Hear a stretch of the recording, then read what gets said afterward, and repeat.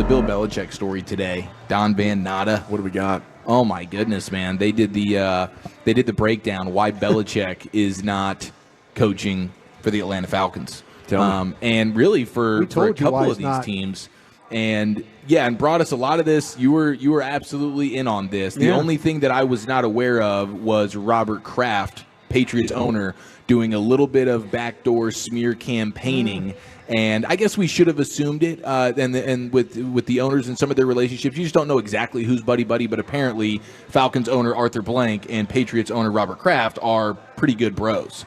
So when Arthur Blank, he's interviewing, he's flying them out or whatever. He's putting them on the yacht. They're in wherever the heck they are, in the middle of the ocean somewhere doing these interviews, Arthur Blank and Bill Belichick. And Belichick, after the second one, thinks he's got the job. And after the first one, Arthur Blank thought he had the job too. Yep. Next thing you know, he starts talking to Robert Kraft, and you get quotes like this. I simply told Arthur Blank, this is Robert Kraft, I simply told Arthur Blank if he hired Bill Belichick, there would be no happy ending. Wow. How about He knows about happy endings, right? Ooh. Bob Kraft. That particular one might be a bit of a ball sacking there, but nonetheless, Robert Kraft was. He was definitely doing the smear campaigning of Bill Belichick. I thought you guys would know the happy ending there was the kibosh on that, but nonetheless, you have the Atlanta Falcons owner Arthur Blank being told by Robert Kraft a handful of different things about just not being able to trust him. And Kraft was a big part of why the Falcons passed on hiring Belichick. Kraft found Bill to be extremely difficult and obstinate and kind of stubborn, and in the end, not somebody that you could trust. And also very, very, very, three veries there, arrogant, which are, things that we know when you think you can just throw Fat Patricia and Joe Judge at an offense, got two guys who've never called plays for an offense before, and you think them and Mac Jones can go get something done, or you can bench Malcolm Butler because he bothered you, and then you're going to let Alshon Jeffrey just score touchdowns on you all night so the Eagles get to win a Super Bowl and Nick Foles gets to have a statue, which still doesn't make any sense. So we know about the arrogance there, but I think that the main takeaway in general is Robert Kraft going on the offense there and behind closed doors saying, hey, this is not a guy you want. And if it wasn't for that, I think you'd have Bill Belichick being the head coach of the Falcons. But also the Commanders, their owner, Josh Harris, their new guy. He talked to Robert Kraft, and he was getting the same thing. Now, this is not a guy you're going to want to hire. Okay. So then all of a sudden, Bill Belichick is out of a gig. The Philadelphia Eagles were reportedly, somewhat interested. They talked to him, but never really specifically about their job. But we know that Bill Belichick would probably be interested in taking over there if a job ever came open with Sirianni. And how about this line here? In the coming weeks, Belichick is expected to sign a deal to do the Manning cast with Monday Night Football and do some different Omaha Productions things. And he's biding his time, waiting for next January for openings. And the ones that he would be interested in. The Cowboys, the Eagles, and the Giants. Ooh. A source who spoke with a longtime friend of Belichick said the friend wonders if the coach will have another opportunity. The quote is, I don't think Bill Belichick will ever be a head coach again in the National Football League, the friend said, unless it's for Jerry Jones. Holy cow. I agree. I totally agree on that. Would you want Belichick was the topic as we left off and teased. I think an older version of football helped him. Now the game has evolved quite rapidly over the last 7 years.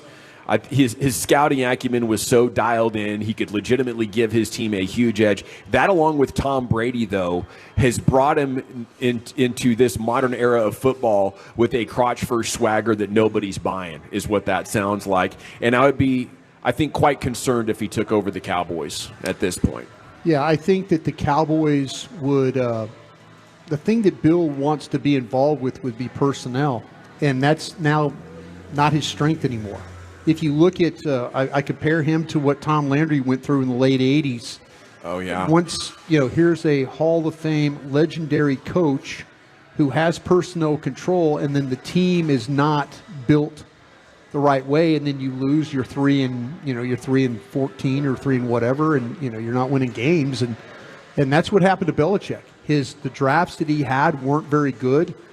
His loyalty to some of his coaches, not the smartest thing. Tom Landry went through the same thing. Loyal to coaches, game passes him by, all of a sudden now you're looking at a situation where, okay, we have to make a move here. And everybody's like, oh, how can you get rid of Belichick? Well, how can you get rid of Landry? Well, you get rid of those guys when they don't win enough games. Kraft had been trying a long time. Yeah.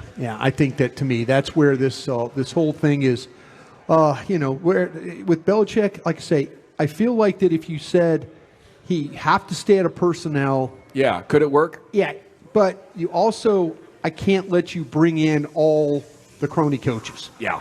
We have to try. You're a head coach / defensive boss, but we need an offensive dude, and our scouting department stays. Well, it's funny because part of the reason why they note in the article today on ESPN is the reason why he felt like things started to cave in on him in New England over the last couple of years is because his coaching staff was being picked apart, and so he didn't have his guys that he could lean on, like the Josh McDaniels of the world, to call his offense, for instance. So it does feel like, if you it's package deal style for Bill. I mean, maybe he's willing to do some other things, but it sounds like part of the reason why he thinks they've sucked over the last few years in New England is because his coaching staff's been pulled apart a little bit. Well, I think you could get it right offensively around Dak if you brought in the kind of offensive coach, and I don't know if Josh McDaniels is going to have this light bulb come on, but a guy that gives you an advantage in the run game.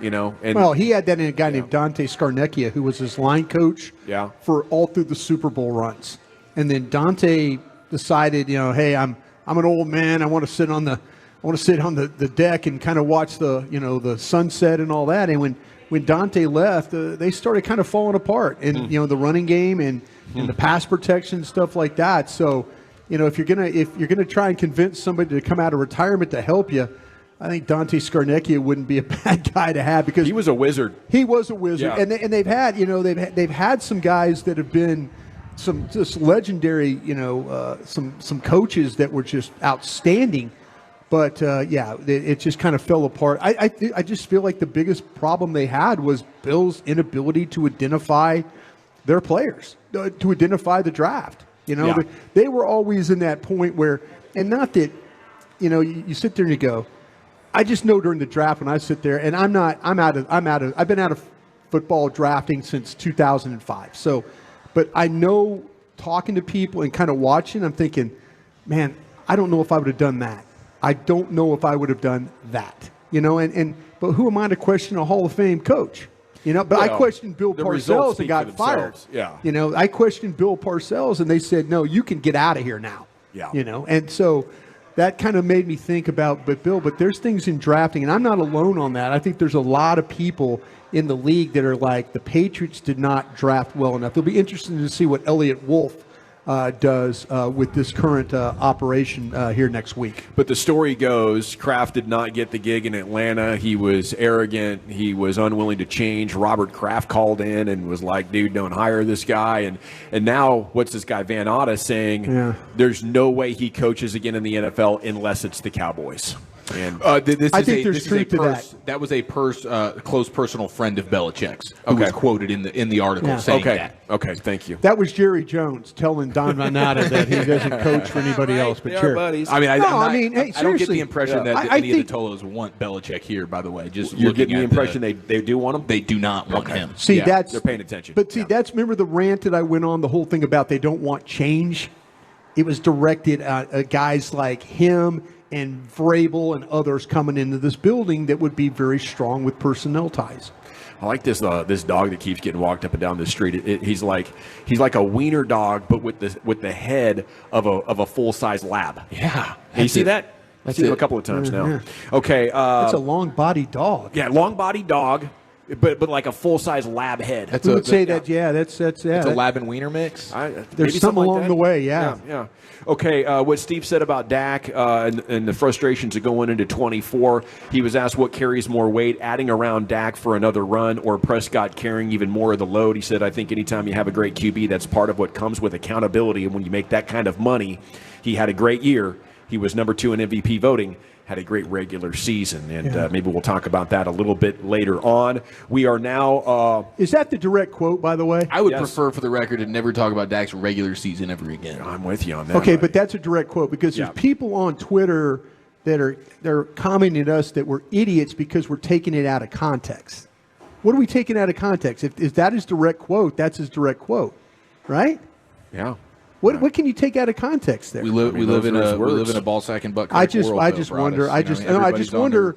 I wonder what you're taking out of context. It sounds like to me that he is questioning that. Like, listen, I pay this quarterback a lot of money. I need to win playoff games with him. Yeah, that's what I'm hearing. Am I hearing it wrong?